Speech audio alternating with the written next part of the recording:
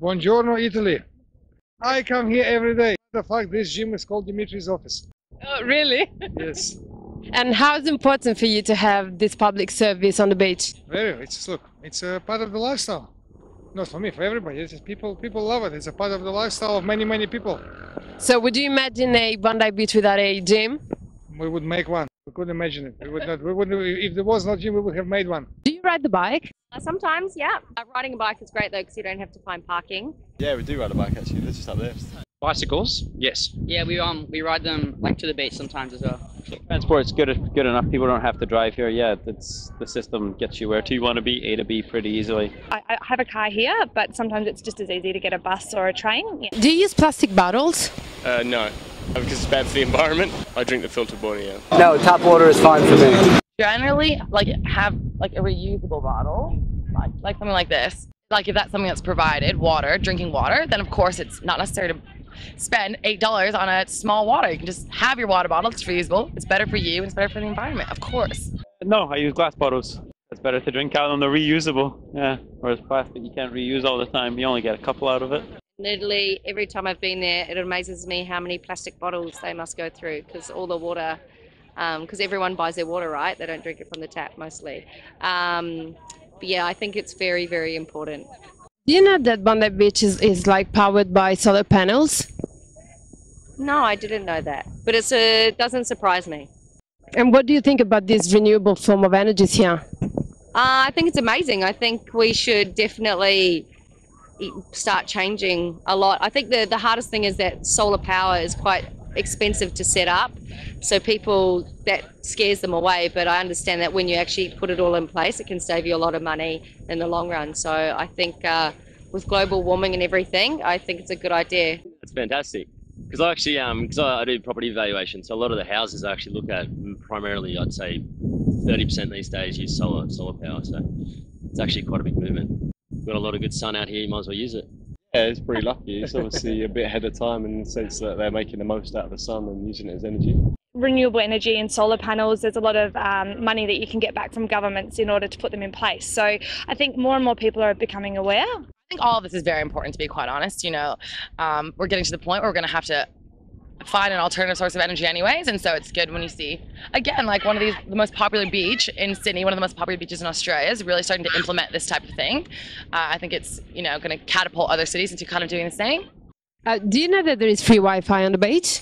Yeah, I do know that. I think that's great as well. I think it's great to offer amenities like that, especially at one of the most popular places in Sydney, especially because you have a lot of travelers, who maybe don't have, a SIM card, so they can't use their phones to meet up with somebody. It's really nice to have.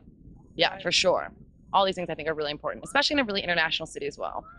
I think more and more places are becoming a little bit like that. So there's now phone booths that have got Wi-Fi and, a few businesses that obviously have free Wi-Fi. But I would love to see an entire city with free Wi-Fi. I think we deserve it because everything is run so much by internet. Do you ever litter your environment? No, never. We actually pick up other people's. No, well, definitely not. I just brought my cup. No, no, not at all. It's only going to ruin what we've got, really. Yeah. Absolutely not. And I try to teach my children as well that you can't drop rubbish. I like the beach to be clean. I like the ocean to be clean. Never, because I always come back down it, so I wouldn't expect someone else to do it. I always take it everything with me. Well, I think it should be inherent. People should know to clean up after themselves, I think. But yes, education would help. In Australia, people respect nature at least because it's very beautiful here and everybody wants to keep it that way, I think. I don't know if you can see this on film, but it's very crowded, and the lack of litter is, I think, very impressive. You live here and you're born here and you're brought up with this sort of stuff. It's just something that's just, second nature.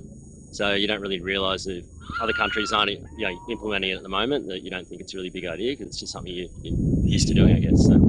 Do you recycle in Italy? Do you know that in Italy we have to pay to go on the beach, like they're private? No, had no idea. Yeah, no. Really? I wouldn't stand for that. That's unheard of. Really? How much do you pay in Italy to go to the beach? How can you own the beach? I think it's ridiculous, but take note, Italy. This is what you need to aspire to right here. This is great. It's really great. And I think it'll attract more people as well to come to the beach. which is tourism's always a good thing, right? But don't you think it's just amazing to have this public beach, you know, like free? I think that's what taxes are for. You know, I don't know, it just makes sense making the most of what you've got, really. It's pretty simple. I couldn't imagine having to come and pay for it. I don't think it'd get used and enjoyed as much by people if you did. Do you also think this mentality also comes from school, like from the education? Oh, definitely, most definitely. A lot of the things that I do today, like I'm 26 now, my parents or schooling, like they've taught me how to obviously act in the manner I am today. So definitely, education's a big thing. I think it's a very good idea to start educating people and making them think twice about the environment. Of course, education's important. That's how we learn. You need education, otherwise you won't be able to go anywhere. What do you feel like saying to Italians? I just think they should, you know, come outside and take a look around, and it's not going to be here forever if we don't look after it. That's probably it. We live by a pretty relaxed culture, but in the same regard, we also respect our environment, I think, a lot, and the people that we come across. So if you can get out here and experience that and take some of that stuff home, then I think that's fantastic.